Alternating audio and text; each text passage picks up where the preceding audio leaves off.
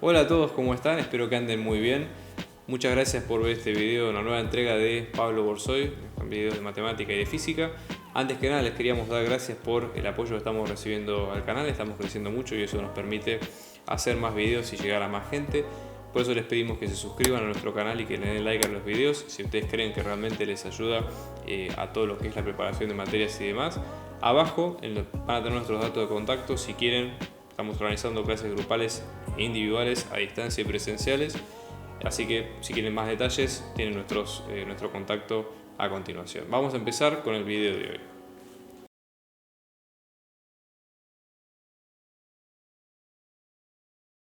Bien, en el primer caso, en este primer ejercicio lo que tenemos que hacer es, dadas las siguientes funciones, ¿sí?, verificar efectivamente que sean transformaciones lineales y, en el caso de serlo, hallar el núcleo y la imagen de las mismas. ¿Okay?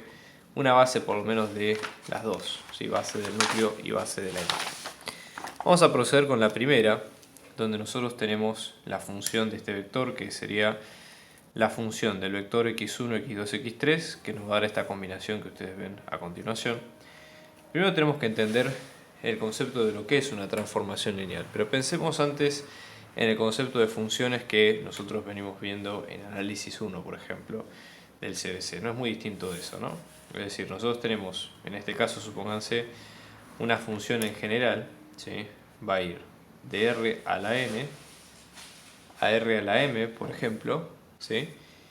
Y en este caso, nosotros vamos a tener un vector X que pertenece a R a la N, es decir, tiene N variables, por ejemplo, X sub 1, X sub 2, así hasta X sub N, y ese vector ingresa en esta función, hay una operación que se hace con ese vector y lo que sale es la imagen del mismo. Y esa imagen tiene, por ejemplo, F1, F2, M variables. ¿Okay? Para que se entienda un poco de dónde sale ese concepto. Entonces, dicho esto, ¿sí?, para que una función sea transformación lineal vamos a definirlo como lo dice la cátedra, que de hecho es una definición genérica que pueden ustedes encontrar en cualquier libro, pero que básicamente cumple con los requisitos de transformación lineal. Vamos a tener una función que va a ir de un dominio B a un codominio W. Si esta nomenclatura de B a W es muy común que aparezca, así que tenganla presente. Y va a cumplir dos requisitos. En primer lugar, si nosotros tenemos dos vectores U y B que pertenecen al dominio B, ¿sí?, y vamos, en este caso, si hacemos la imagen de la suma de los dos vectores, esto va a quedar como la suma de ambas imágenes por separado. Es decir, imagínense que en este caso nosotros vamos a tomar, por ejemplo, U y B por separado, y da lo mismo que si hacemos la suma U más B, que luego va a quedar la imagen de U más B, que si calculamos por separado, esto sería la función, ¿no? Si calculamos por separado las dos, calculamos las imágenes por separado y luego hacemos la suma y nos queda la suma de las imágenes. Esto parece trivial, pero no lo es, ¿sí? Digamos, básicamente porque estamos hablando de que si tomamos dos vectores del dominio, sus respectivas imágenes se van a comportar igual para lo que es la suma de las dos. Y obviamente la parte, digamos, que complementa esta definición es la siguiente. Si nosotros tenemos un vector B que pertenece, en este caso igual que el vector B que pertenecía al dominio del primer caso, ¿no? Y vamos a tener un escalar alfa, por ejemplo. En escalar, en este caso, puede ser un número real o puede ser un número complejo también, ¿sí? Es decir, esto porque ustedes han visto en CBC que hasta ahora nosotros trabajamos con escalares reales, pero también acá podemos considerar complejos. Entonces se va a cumplir que si hacemos la imagen de el escalar por el vector en cuestión, ¿sí?, eso va a ser lo mismo que si al escalar lo sacamos fuera de la transformación y hacemos el escalar por la imagen del vector por separado, ¿sí? El resultado es el mismo. Entonces, toda transformación lineal debe cumplir con estos dos puntos. Si los cumple, sea cual sea la transformación, o sea cual sea la función, mejor dicho, va a ser una transformación lineal. Y eso es lo que vamos a hacer en los puntos a continuación, ¿sí? Vamos a ver si esto se cumple. Fíjense en el primer caso, ¿no? Vamos a ver, acá decimos, bueno, en esta operación vamos a tomar un vector cuyas componentes son x1, x2 y x3 y hacer esta combinación, no una combinación lineal, pero es una combinación de las variables y tenemos que ver si es transformación lineal. Una forma de corroborar si es así sería, por ejemplo, demostrando, tomando dos vectores por separado, supongamos x1, x2, x3 como un vector 1 y después otro vector y1, y2 e y3 y haciendo la combinación de las opciones de suma, ver si efectivamente esta se cumple. Eso es una de las maneras. En general, cuando nosotros estamos casi seguros de que la función no es una transformación lineal, y esto ya les digo, nos vamos a dar cuenta a medida que avancemos con la práctica, pero ya les digo, no es una sola forma, se puede demostrar que no es una transformación lineal a través de un contraejemplo. Así que básicamente es un solo ejemplo que demuestra que ambas proposiciones, una o las dos, ¿sí?, de suma y de multiplicación por un escalar, no se cumplen. ¿Qué pasa, por ejemplo, si nosotros vamos a tomar nuestro vector como, por ejemplo, el 1, 1, 1? ¿Sí? ¿Qué es lo que sucede en este caso? Vamos a hacer la transformación, fíjense, por ejemplo, en este caso vamos a tener la imagen del 1, 1, 1, ¿sí? Si reemplazamos en toda esta cuenta, esto nos va a quedar 1 menos 1 más 1 por 1, después tenemos un 1 por 1 y después tenemos 1 más 1 menos 1, que esto en este caso nos va a dar directamente 1, 1, 1. Bueno, entonces asociamos directamente que la imagen del 1, 1, 1 es así. ¿Qué pasa si, por ejemplo, nuestro escalar vamos a tomarlo como que es un 4, por ejemplo? Si en este caso, esta sería la primera propiedad tampoco, porque no hicimos una suma de dos vectores. Pero por ejemplo, ¿no? Supongamos que hacemos la segunda propiedad que diga que la imagen de 4 por el 1, 1, 1, ¿sí? Si la segunda propiedad se cumpliera, esto nos diría que sería lo mismo que 4 por la imagen por separado de 1, 1, 1. Entonces la imagen de 4, la imagen de este vector, la imagen de 4, 4, 4, esto nos va a quedar 4 menos 4 más 4 por 4, vamos a tener 4 por 4, después vamos a tener 4 más 4 menos 4, que esto en definitiva nos va a quedar, fíjense, 16, 16 y menos 4, si mal lo hicimos las cuentas. ¿Qué pasa si hacemos 4 por la imagen de 1, 1, 1?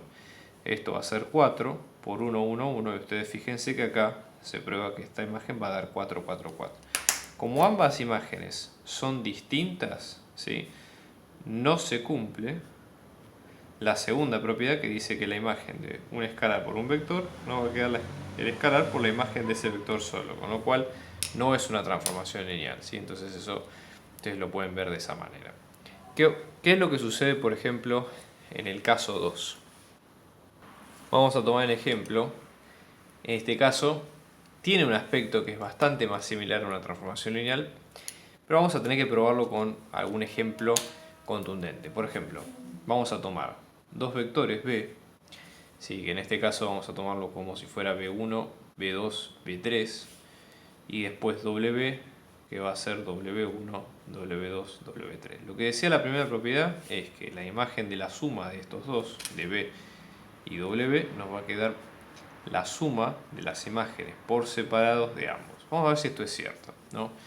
Vamos a calcular primero la imagen de b, que esto va a ser reemplazar por b1, b2 y b3 todas las componentes, b1 menos b2 más b3 en la primera, vamos a tener b2 menos b3 en la segunda y b1 en la tercera. De la misma forma con w, que esto nos va a quedar, ¿no?, w1 menos w2 más w3, después tenemos w2 menos w3 y w1. ¿Qué pasa si hacemos la suma de estos dos, no? Esto nos va a quedar f de b, vamos a hacer la suma acá, f de b más f de w, esto nos va a quedar en la primera componente b1 más w1 menos b2 menos w2 más b3 más w3, vemos de este lado w2 más b2 menos b3 menos omega 3 w3 y b1 más w1. Bueno, esto es un resultado parcial. ¿Qué pasa si hacemos b más w? ¿No? Para hacer la primera parte de la propiedad, pues hasta ahora chequeamos esta, digamos, o armamos esta y después tenemos que chequear la segunda, ¿no? Entonces en este caso esto nos va a quedar b1 más w1, b2 más W2 y B3 más W3. Vamos a calcular entonces la imagen de esta suma, que en este caso va a ser, por ejemplo, acá para hacer un poco más sencillo podemos llamarle A1, A2 y A3. Es una forma, digamos, de que sea más simple la operatoria, ¿no? Pero nada más. Entonces en este caso nos va a quedar A1 menos A2 más A3, A2 menos A3 y A1. Hecho esto, voy a sustituir ahora por las variables originales con las que estábamos trabajando. Entonces, por ejemplo, en este caso nos va a quedar B1 más W1 menos W2 más B2. Y después acá me olvidé, B3 más W3. Fíjense después, B1 más W1 menos B3 más W3. Y después en el último teníamos, en este último, digamos, de A1, si no estamos equivocados, ¿sí? En este caso nos iba a quedar B1 más W1, ¿ok? Entonces, fíjense, vamos chequeando componente a componente entre estos dos, que acá vamos a tener B1 más W1 menos B2 menos W2 menos B2, perfecto, más B3 más W3, perfecto. Pues tenemos en la primera parte, acá vamos a tener, esto era B2, ok, acá en este caso pequeña reducción, A2, o sea que esto nos va a quedar W2, B2, perfecto de este lado, perfecto de este lado, y lo mismo acá. Acá tenemos en cuenta, esto da con menos, pequeño error, digamos, en cuenta, pero fíjense que hasta ahora la primera propiedad se cumple sin mayores inconvenientes. Vamos a ver qué es lo que pasa en la segunda, ¿sí? Donde nosotros acá en la segunda vamos a tener que probar que f de un escalar por el vector, vamos a tomar b si quieren, que es el mismo vector que teníamos al principio, no va a dar ese escalar por la imagen de ese vector, ¿no? Entonces, vamos a empezar por el primer lado. ¿Cuál es la imagen de un escalar por un vector? Esto va a ser la imagen de alfa por b1, alfa por b2 y alfa por b3, que si ustedes completan y siguen con la lógica, esto nos va a quedar de la siguiente manera, ¿no? Como alfa por b1 menos alfa por b2 más alfa por b3 en la primera componente, en la segunda alfa por b2 menos alfa por b3 y en la tercera alfa por b1. Si hacemos alfa por f de b, acá para f de b recurrimos a esto nos va a quedar alfa por b1 menos b2 más b3, b2 menos b3 y b1. Y si hacemos distributiva, fíjense que ustedes van a llegar a lo mismo que esto, con lo cual, como la igualdad se cumple, se va a cumplir el segundo punto, y si cumple los dos puntos pedidos o los dos requisitos para transformación lineal, la función es una transformación lineal. ¿Qué sucede, por ejemplo, en este caso, ¿no? Donde vamos a tener nuestra función, fíjense cómo está armada, va a ir de un dominio que incluye a lo que son las matrices cuadradas, es decir, n filas, n columnas, misma cantidad de variables, misma cantidad de ecuaciones, por decirlo de alguna manera. Y lo que va a ocurrir es que una matriz X que pertenezca a ese RDN por n va a entrar en la función, y lo que va a hacer dicha función es calcular el determinante de esa matriz. Por eso da un escalar, ¿ok? Vamos a ver si es una transformación lineal o no. Vamos a verlo de esta manera, ¿no? Vamos a pensar en un caso, ¿sí?, que sirva como contraejemplo. Es decir, ¿por qué nosotros vamos a empezar pensando en un contraejemplo y no en el caso más general? En realidad nosotros podríamos hacerlo. Digamos, podríamos desarrollar, por ejemplo, una matriz de tamaño representativo, digamos, por ejemplo, 3×3, y ver si la ecuación o el patrón se cumple. Es una de las formas de sacarlo esto, ¿no? Pero para hacerlo más simple, si nosotros ya tenemos el indicio de que no es una transformación lineal porque no se parece en la lógica a las transformaciones lineales, que son básicamente combinaciones lineales de los vectores de la imagen, entonces es muy probable que no lo sea.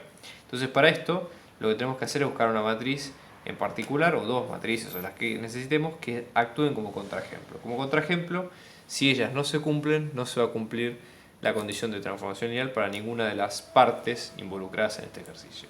Entonces, vamos a tomar el caso, supongamos, RLN por n es un caso genérico, pero por ejemplo, supongamos que tomamos a una matriz de 3×3, que generalmente es el tamaño que suele aparecer en este tipo de ejercicios.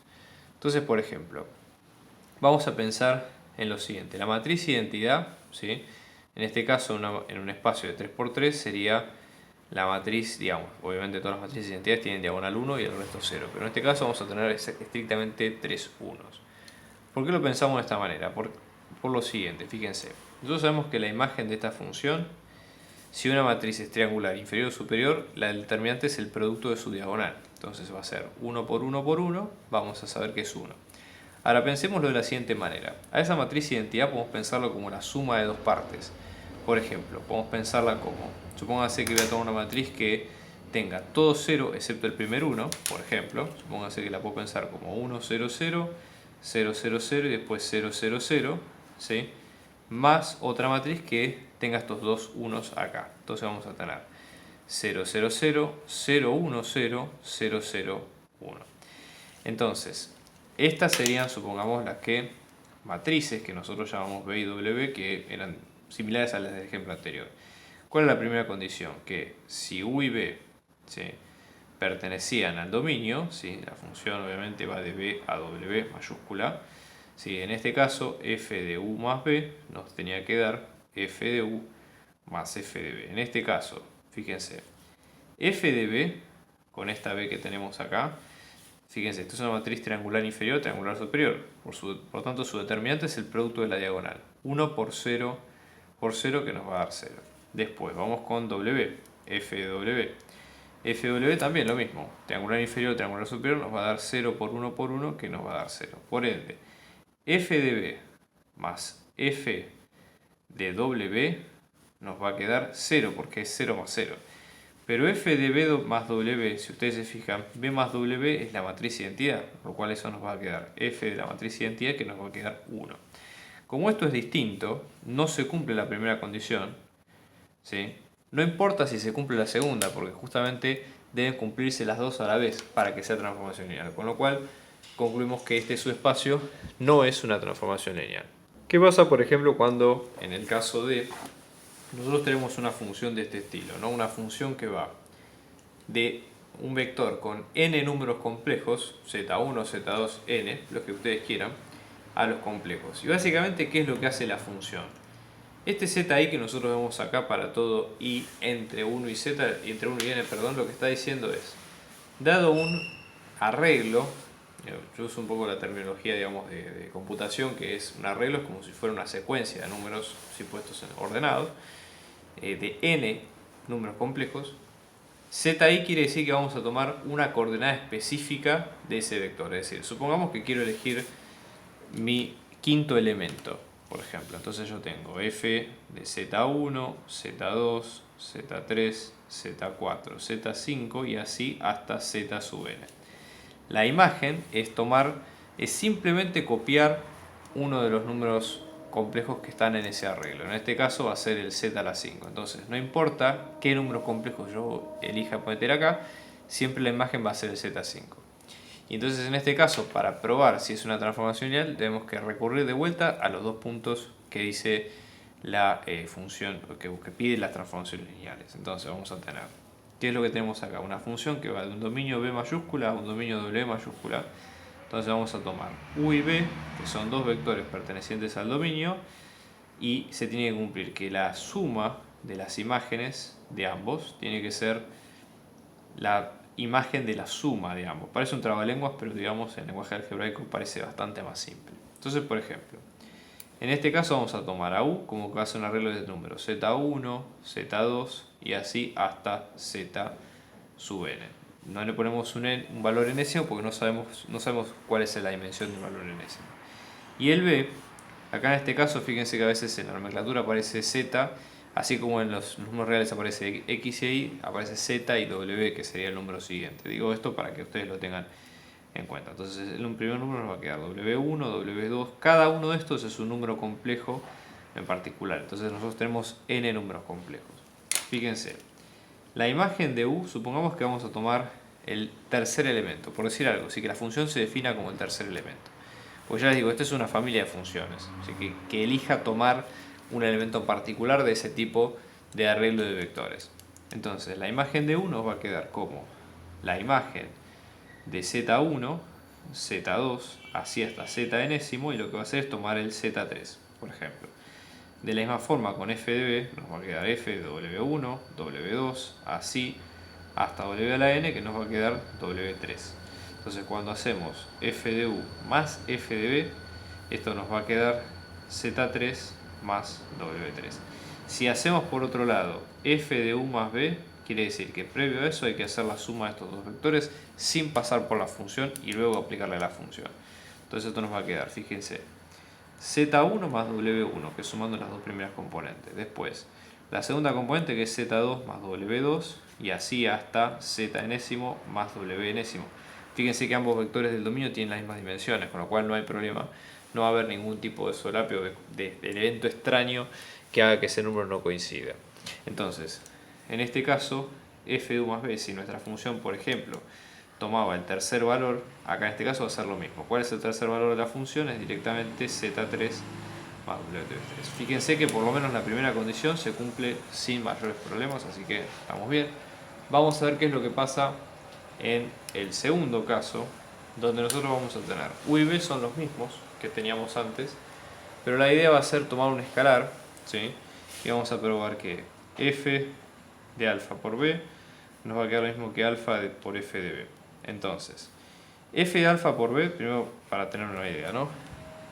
Para ver cómo queda el diagrama. Fíjense, va a quedar f de alfa de, en este caso, W1, W2, así hasta W a la n.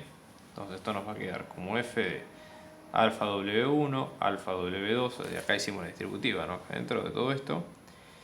Y luego, en este caso, esto acá, por ejemplo, si dijimos que era el tercer elemento, nos iba a quedar como alfa de W a la 3, por ejemplo. ¿Y qué pasa cuando hacemos alfa por f de b? Bueno, el f de b nos había quedado antes W3, perdón. Entonces esto nos iba a quedar alfa por W3. Fíjense que como ambos coinciden, ¿sí? En este caso ambos dos son iguales, entonces la segunda propiedad se cumple, y como se cumple la segunda propiedad y la primera propiedad, entonces este tipo de transformaciones este tipo de funciones es una transformación lineal. ¿Qué pasa, por ejemplo, en el caso E, ¿no? Donde acá nosotros vamos a tener una función que va a ir de las matrices cuadradas de 3×3 a los reales? Lo que va a hacer en este caso, ¿sí? Básicamente es tomar la traza de la matriz. La traza de la matriz es la suma de los elementos de la diagonal, por si ustedes lo quieren repasar, es esto. Entonces, por eso tiene sentido, digamos, que vaya en este lado. Entonces, fíjense, vamos a hacer la prueba, ¿sí? Las dos primeras condiciones que decimos siempre, ¿sí? En este caso vamos a tener la matriz genérica, vamos a llamarle U al primer elemento, que nos va a quedar U11, U12, U13, y así sucesivamente a todos los elementos de la matriz. Entonces, por ejemplo, si este es U, su imagen nos va a quedar la suma de estos elementos, ¿sí? Los elementos de la diagonal. Acá nos va a quedar en este caso más U22 más U33. Después B, que en este caso nos va a quedar B11 y así, ¿no? Sucesivamente. Entonces ahora lo que hay que hacer, como siempre, vamos a probar la primera propiedad. Acá estoy calculando las dos por separado, ¿no? Pero para que se vea la diferencia.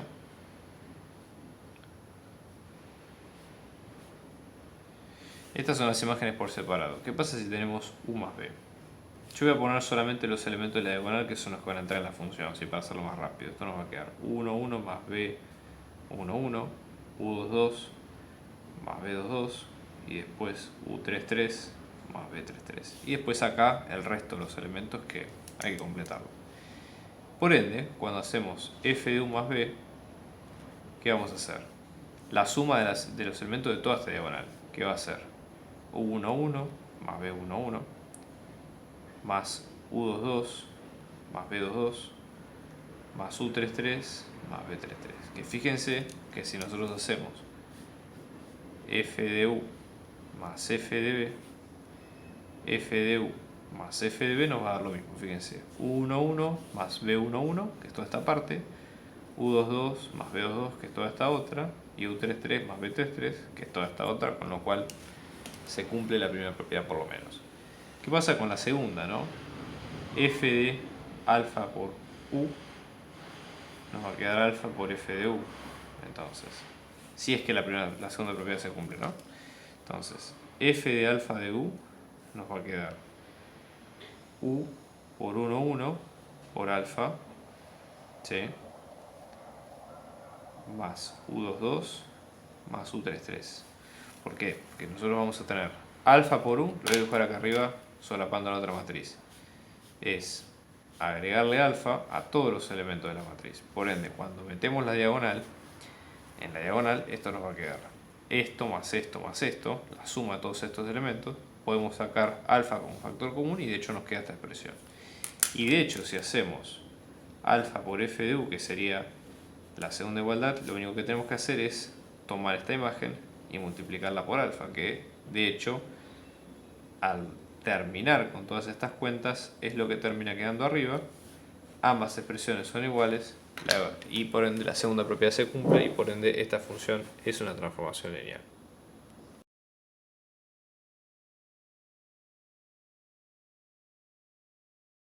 ¿Cuál sería el caso de f? Esta es una función que va de los polinomios de grado 3 a los polinomios de grado 5. Lo que se hace es se multiplica dos polinomios que son a y p. Fíjense que p es el de grado 3, que es el que pertenece al dominio, por eso está f de p. Y luego a es un polinomio de grado 2. Con lo cual tiene sentido de que los polinomios que se obtienen son de grado 5, ¿no? Vamos a ver si esto satisface las dos condiciones. Entonces vamos a escribir las dos. Sí, esto puede parecer un poco cansador, pero ya les digo, es la única forma de chequear que lo que esté enfrente efectivamente sea una transformación lineal, ¿no? Entonces, por ejemplo, acá tenemos f y b, ¿no? Vamos a seguir un poco con la nomenclatura de acá. Vamos a tener p1 y p2, con lo cual f de p1 más f de p2 son los dos polinomios de grado 3, debería dar lo mismo que f de p1 más p2, correcto. Bueno, vamos a reemplazar los dos acá por separado. F de P1 es multiplicar P1 por este polinomio que es de grado 2, que es el que nosotros vemos acá. Entonces acá vamos a tener A por P1. De la misma forma, si vamos al polinomio de grado 2 nos va a quedar como A por P2. Y en este caso, esto nos va a quedar como A por P1 más P2, si reemplazamos acá adentro, ¿no? Bueno, en este caso, acá lo que se podría hacer sería hacer distributiva de esta multiplicación. Y fíjense que lo que vamos a tener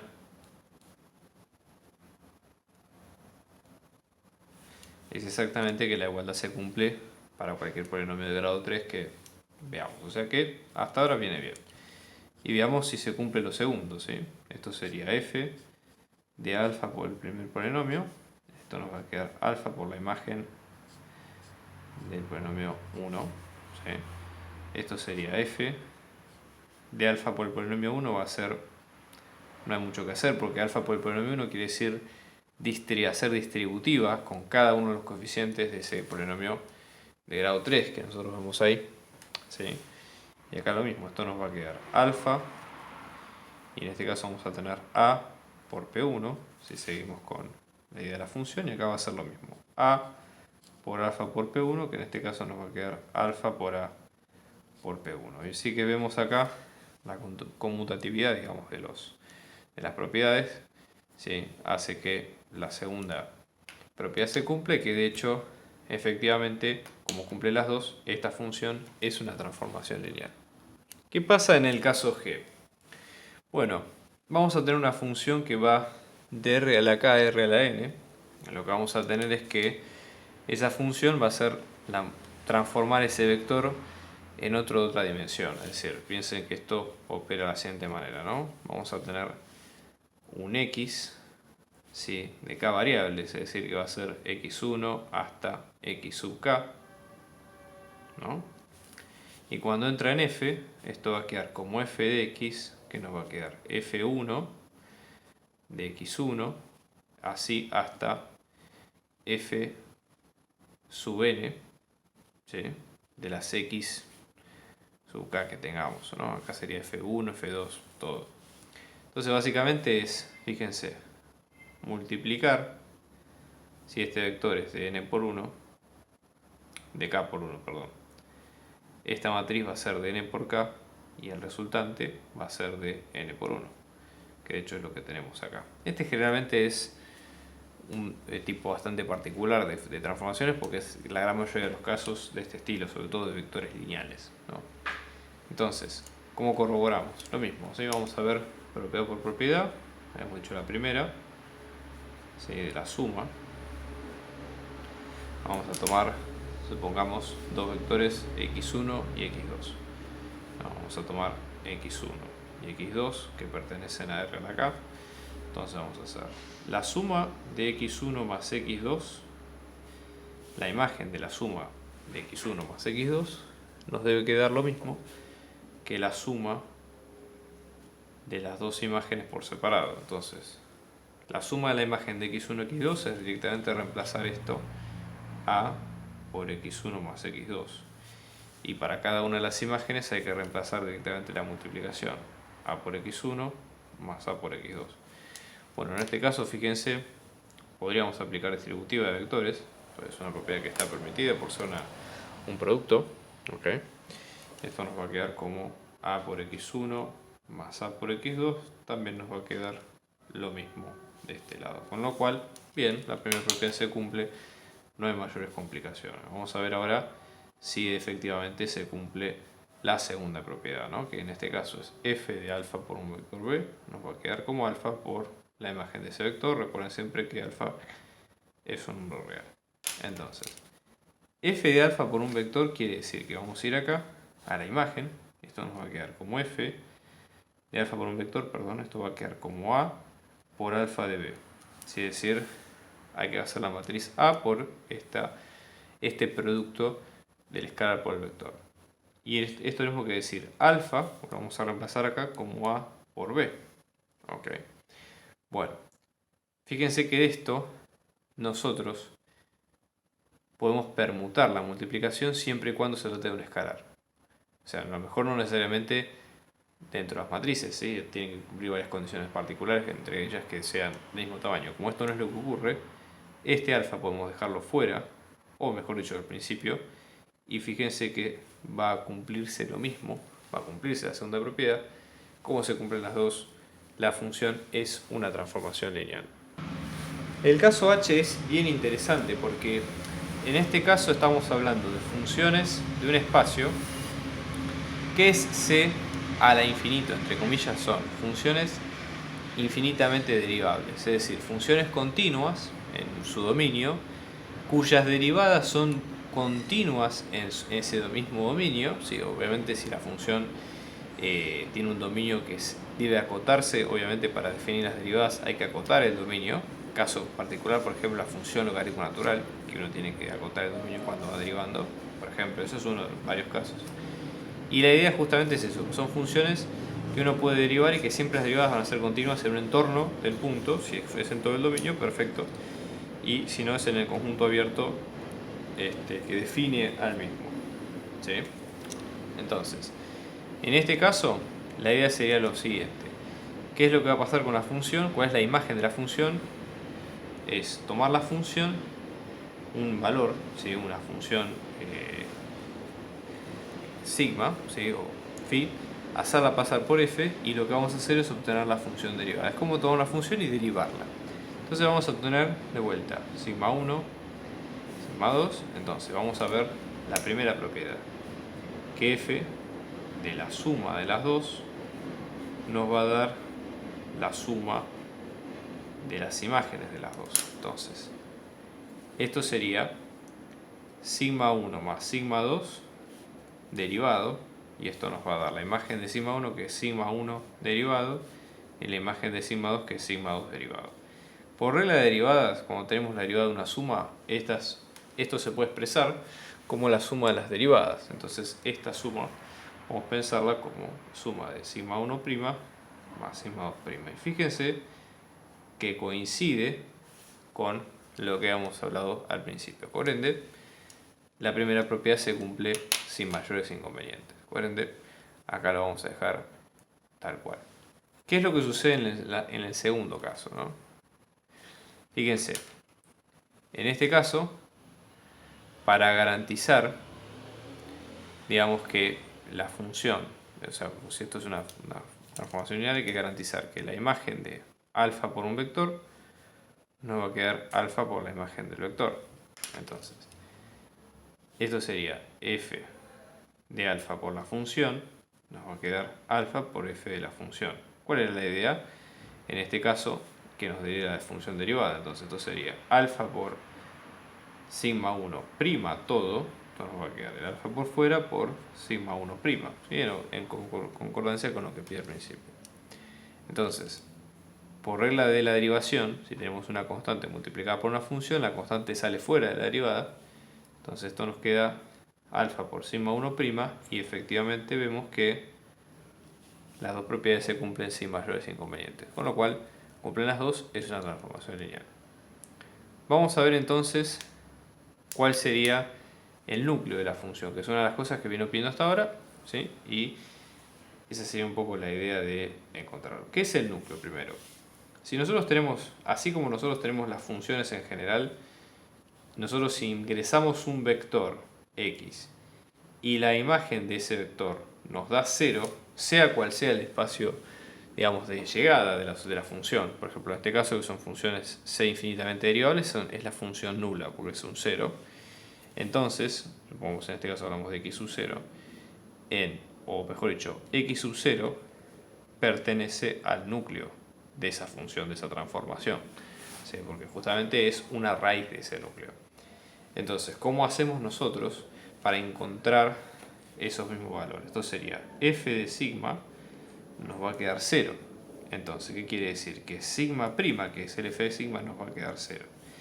Esto quiere decir que estamos hablando del tipo de funciones cuyas derivadas son 0. Si integramos esta función, para hablarlo mejor, esto sería sigma prima. Supongamos que sigma prima o sigma es una función de una variable x. Esto por ponerle algún nombre, si no es por nada en particular. Sigma prima se puede definir como el diferencial de sigma sobre dx igual a 0. Por ende, sigma, que va a ser la integral de esto, nos va a quedar una constante. ¿Sí? Esto para que se entienda. Entonces, en ese caso, la imagen, ¿sí? Mejor dicho, el dominio de la función es de una función constante.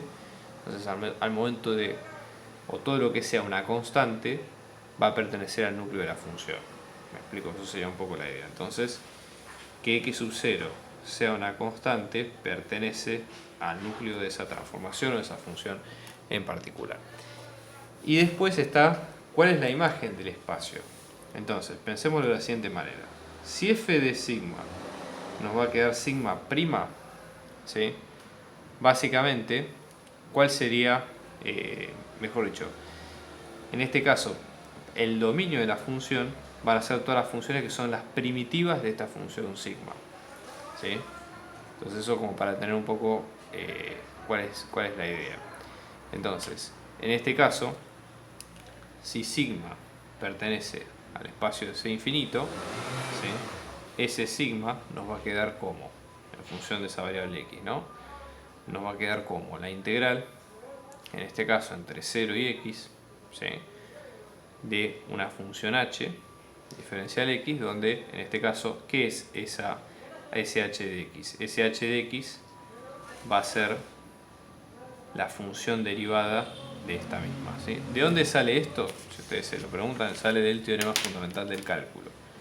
Piénsenlo de la siguiente manera. Cuando nosotros tenemos una función, por ejemplo, ¿no? En este caso, que esto sería h de t diferencial t entre 0 y x, y a esta función la derivamos respecto de x, ¿sí? O mejor dicho, no solamente entre x y 0, puede ser entre una función que sea a en función de x, acá hablamos de una función lineal, y una cota inferior de integración que va a ser b de x, por ejemplo. Entonces esto nos va a quedar como h en función o evaluado con a de x compuesto por a' de x menos h de b de x por b' de x. Si b es 0, su derivada es 0 y esto se anula y por eso no aparece en la función. Si a de x es x, su derivada es 1. Y esto nos va a quedar como el h de x al cual nos estamos refiriendo en este caso. Entonces eso sería un poco la idea. En el caso y, nosotros vamos a tener una función cuyo dominio va a estar en los polinomios de grado 3 y va a ir hacia los reales, ¿sí? Y lo que va a hacer es tomar la imagen en cero de cada valor del polinomio, ¿sí? O de un polinomio en particular. Entonces básicamente lo que estamos haciendo es qué sucede, por ejemplo, cuando nosotros reemplazamos a ese polinomio o a la variable de ese polinomio por un 0. Vamos a pensar en la forma genérica antes de probar las dos propiedades de transformaciones lineales que se piden.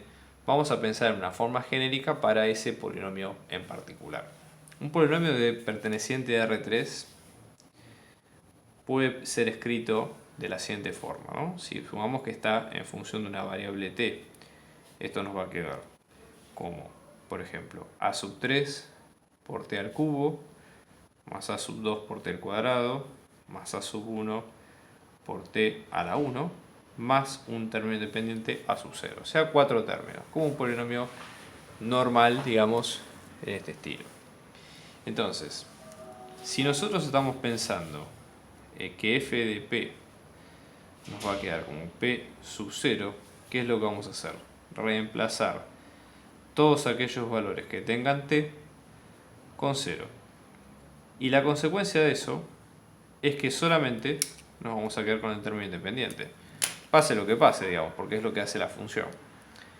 Entonces, por ejemplo, teniendo en cuenta esto, vamos a probar las dos propiedades, ¿no? Vamos a tomar un u, que va a ser a sub 3 por t cubo, más más a sub 0. Vamos a tomar un b, que va a ser b sub 3 por t cubo, más, todo así, hasta b sub 0.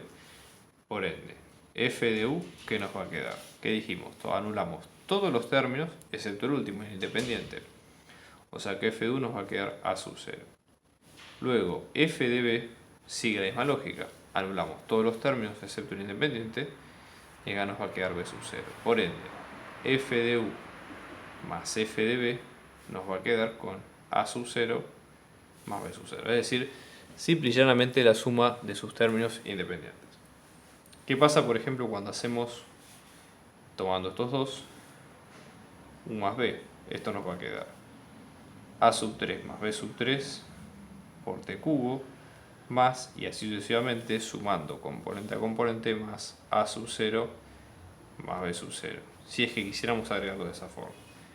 De acá, si hacemos f de u más b, se anulan todos los términos, excepto el independiente, que en este caso pasa a ser a sub 0 más b sub 0, y por ende la imagen, si ustedes observan, es la misma en los dos escenarios, con lo cual comprobamos la primera propiedad de las transformaciones lineales. Queda ver qué es lo que pasa en la segunda. ¿Qué es f de alfa por b? Va a ser multiplicar cada uno de los t, ¿sí? En vez de hacerlo en función de f, en función de un valor de alfa por el polinomio. Es decir, le vamos a agregar un escalar alfa al polinomio que nos va a quedar por a cubo, por t cubo, más así sucesivamente hasta el último. Entonces cada coeficiente por fuera de lo que es la variable t se va a multiplicar por ese escalar alfa. Pero que este aquí que f de alfa por b es simple y llanamente tomar el último, porque por reemplazarlo por 0 se anulan todos los términos excepto el independiente. Entonces esto nos va a quedar como alfa por a sub 0. Y si hacemos por otro lado lo que pedía la otra igualdad, que sería alfa por f de b ya habíamos dicho acá que era b sub 0. Acá, perdón, esto es b sub 0, ¿no? Para que sea coherente con el nombre. Entonces esto nos va a quedar directamente alfa por b sub 0. Fíjense que acá también esta propiedad se cumple, por ende también entonces es un espacio de una transformación lineal en este caso. En el caso J es interesante por lo siguiente. Vamos a tener tanto el dominio y la imagen pertenecen a el espacio de los complejos. Entonces, ¿qué es lo que va a hacer la función? Va a tomar un número complejo y lo va a convertir en su conjugado. Y acá cuando nos dicen que a C lo tenemos que interpretar primero como R espacio vectorial, luego como C espacio vectorial. Si ustedes recuerdan lo que nosotros vimos en la primera guía, lo que está diciendo es básicamente cómo vamos a tomar los escalares que van a participar, por ejemplo, en la segunda propiedad. ¿Por qué? Porque, por ejemplo, nosotros podemos armar un número complejo combinando unidades reales y unidades complejas, es decir, unidades que pertenezcan al campo de los reales y unidades con la unidad imaginaria.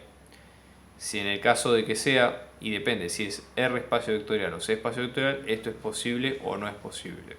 Entonces hay que tener cuidado con eso al principio. Entonces, por ejemplo, vamos a ver la primera propiedad que dice f de la suma de dos vectores del dominio, que en este caso es este, el espacio de los complejos, nos va a quedar como la suma por separado de los dos, de las imágenes de los dos. Entonces vamos a tener, supongamos, a este caso vamos a llamar U, le vamos a llamar Z1 y B Z2 para identificarlos con los complejos que a nosotros nos interesan. F de Z1 más Z2, entonces en principio tenemos que es la suma por partes separadas de los dos, de las dos imágenes. ¿Qué es F de Z1 más Z2? Eso va a ser el conjugado de la suma de estos dos, o sea, el conjugado completo de esa suma.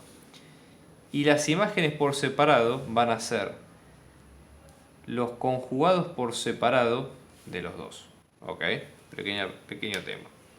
Hay una propiedad, si ustedes han visto la parte de números complejos de álgebra de CBC, o si no, si han visto complejos antes, que dice lo siguiente. Si yo tengo la suma de dos números complejos y aplico un conjugado a esa suma, eso me va a quedar el conjugado de la suma de los dos por separado. Y si por las dudas se maneja mucho con esto, tomen a cualquier número complejo como que es la parte real más i por la parte imaginaria, donde a y b son los dos reales. ¿Sí? I es la única parte compleja. Y el conjugado lo único que hace es cambiar el signo de la parte imaginaria, nada más. Entonces en este caso, por esta propiedad, ¿qué es lo que vamos a tener? Que por esto, este lado del conjugado de z más 1 más z más 2 se hace la suma de los conjugados y eso es lo mismo que ocurre del otro lado, por ende la propiedad 2 se cumple, la propiedad 1, perdón, se cumple sin problema. Bien, ¿qué pasa por ejemplo con la propiedad 2? Que decía que la imagen de alfa por un vector, alfa siendo un escalar, ¿no? Nos iba a quedar alfa por la imagen de ese vector. Bueno, lo mismo, ¿no? Pensémoslo de la siguiente forma, por ejemplo. Alfa por ahora lo vamos a considerar como R, que es el primer caso, sería un R espacio vectorial. Entonces en este caso esto sería f de alfa por z, esto va a ser igual a alfa por f de z, esto nos va a quedar alfa por z conjugado es igual a alfa por z conjugado por fuera, y esto nos quedaría alfa por a más bi, todo conjugado, esto nos va a quedar como alfa por a menos bi, si es que lo separamos de esta forma, y eso lo que nos va a quedar va a ser alfa por a más alfa por b por i conjugado, nos va a quedar como alfa por a menos alfa por b por i, y en este caso, fíjense, cambia el sentido o el signo, digamos, de la parte imaginaria, y efectivamente vemos que si es un R espacio vectorial, se cumple, ¿sí? Siendo R espacio vectorial. Recuerden siempre, R espacio vectorial toma los escalares que vamos a usar como números reales. ¿Qué pasa, por ejemplo, si ahora vamos a tomar números complejos? Por ejemplo, en el segundo caso, si es un C espacio vectorial, que lo voy a poner acá. Entonces, si es un C espacio vectorial, alfa nos va a pertenecer a los complejos. Entonces, ¿qué es lo que sucede? En este caso, yo podría decir f de alfa por b me tiene que dar lo mismo que alfa por b por la imagen. Entonces, f de alfa por b, fíjense, hay una propiedad que dice que si yo tomo la multiplicación de dos números y hago el conjugado, esto me va a dar la multiplicación de los conjugados por separado de ambas. ¿Sí? Eso para tenerlo en cuenta. Entonces, En este caso esto me va a quedar alfa por b conjugado, esto me va a quedar alfa por b conjugado solo. Y esto me va a quedar alfa conjugado por b conjugado, esto es igual a alfa sin conjugar por b conjugado. Claramente esto no se cumple. Entonces la conclusión es que si esta transformación está sobre un C espacio vectorial, entonces no es una transformación, es una función, porque no cumple la segunda propiedad que se le pidió. Observen el caso siguiente, el caso K, donde nosotros tenemos una transformación cuya imagen y dominio son las matrices cuadradas, es decir, matrices de n filas y n columnas. Y lo que se va a hacer es se va a tomar un vector, ¿sí? Y se lo va a sumar con su vector traspuesta. ¿Ok? Eso es un poco lo que está pasando. Entonces, X es una matriz cuadrada, vector en realidad es una matriz cuadrada, y se le suma a su traspuesta. Vamos a ver si efectivamente es una transformación. Primera propiedad, tomamos dos vectores del dominio, U y B, los sumamos y le aplicamos la imagen, y esto nos debería dar la suma de las imágenes individuales. Entonces, para no hacer demasiado lío, vamos a tomar U como que sería x1 y B como que sería x2. Entonces esto nos va a quedar como f de x1 más x2. Esto nos va a quedar f de x1 más f de x2. Bueno, f de x1 es directamente sumar x1 vector más su traspuesta. Y de la misma manera vamos a tener x2 más su traspuesta. ¿Qué pasa cuando hacemos x1 más x2? En este caso esto nos daría x1 más x2 solo, y después tendríamos x1 más x2 todo traspuesta. Bueno, ¿qué propiedad podemos aplicar acá? Fíjense, si tenemos una matriz más la suma de la otra y aplicamos una traspuesta, esto es lo mismo, ¿no? Acá estamos hablando de matrices cuadradas que son lo mismo que si dijéramos la suma de las dos traspuestas por separado. Entonces acá directamente reemplazando, eso nos va a quedar más x1 traspuesta más x2 traspuesta, y fíjense que de este lado queda exactamente lo mismo. Así que la primera propiedad se cumple sin mayor inconveniente. ¿Qué pasa en la segunda? Donde tenemos que la imagen de alfa por un vector nos va a quedar alfa por la imagen de ese vector. Entonces en este caso esto nos va a quedar, acá estamos considerando alfa como un número real, ¿no? Esto nos va a quedar como alfa por x más x traspuesta, ¿sí? Y esto nos va a quedar como alfa por x más x traspuesta. Entonces acá fíjense, no hay demasiado problema. ¿Qué pasa, por ejemplo, ¿sí?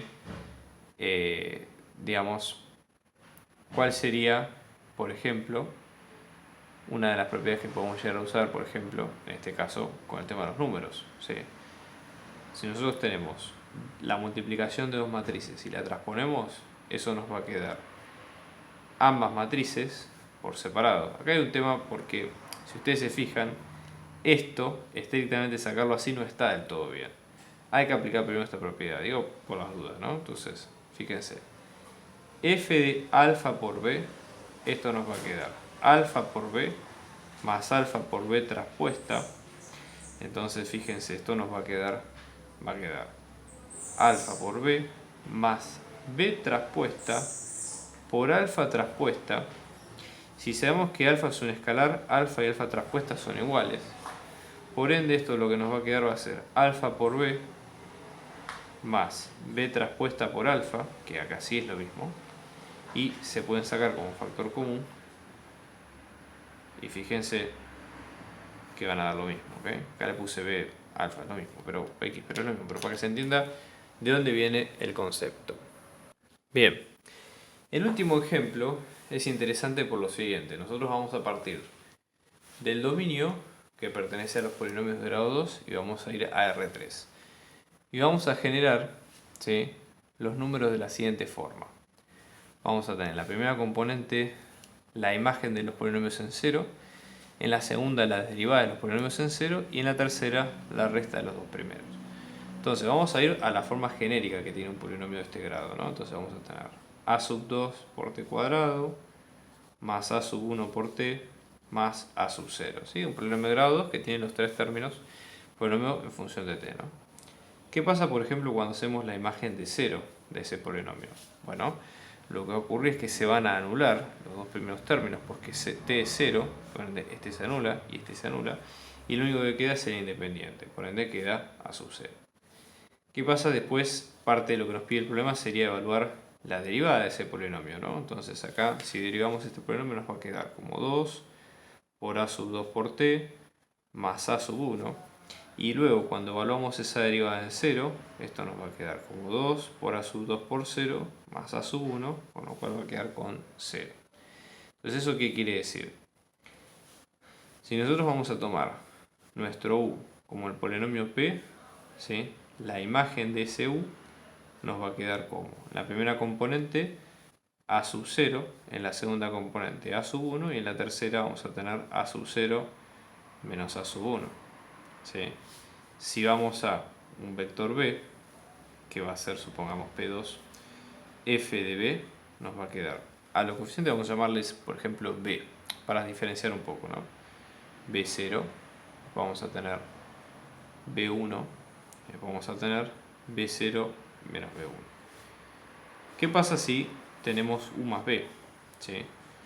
U más b, que es sumar los dos polinomios, nos va a quedar como a sub 0 más b sub 0 más a sub 1 más b sub 1 por t más a sub 2 más b sub 2 por t cuadrado. ¿Sí? Entonces, f de u más b va a ser tomar estos coeficientes como efectivamente los que son, ¿no? A sub 0 más b sub 0 en la primera, en la segunda a sub 1 más b sub 1, y en la tercera vamos a tener a sub 0 más b sub 0 menos a sub 1 menos b sub 1 porque es menos más, ¿okay? Y por eso queda la imagen de ese sentido. Y luego, fíjense que si hacemos la suma de estos dos, f de u más b, más f de b, perdón, esto nos va a quedar a sub 0 más b sub 0, igual que la primera componente. En la segunda a sub 1 más b sub 1, igual que en la segunda componente. Y luego tenemos a sub 0 más b sub 0 menos a sub 1 menos b sub 1, igual que en la tercera componente. Con lo cual, la primera propiedad se probó sin mayores inconvenientes. ¿Qué pasa con la segunda, por ejemplo, ¿no? Si vamos a tener alfa por b, esto nos va a quedar como alfa por el polinomio p en función de t, que va a ser alfa, y hay que hacer distributiva ahí con los tres términos del polinomio. Entonces, f de alfa de b va a ser, en este caso, si era a sub 0, va a ser alfa por a sub 0. ¿Sí? Se anulan el resto de las componentes. Y después, alfa por f de b es multiplicar por alfa la componente que ya habíamos sacado al principio y que en este caso nos va a quedar como alfa por a sub 0. Por ende, fíjense, ambas propiedades dan lo mismo y de hecho esto es una transformación lineal. Estamos organizando clases particulares, individuales y grupales para apoyo a las materias parciales y finales, así que abajo dejamos nuestro dato de contacto para si ustedes quieren contactarse y seguir averiguando de la clase lo pueden hacer. Un abrazo grande y muchos éxitos.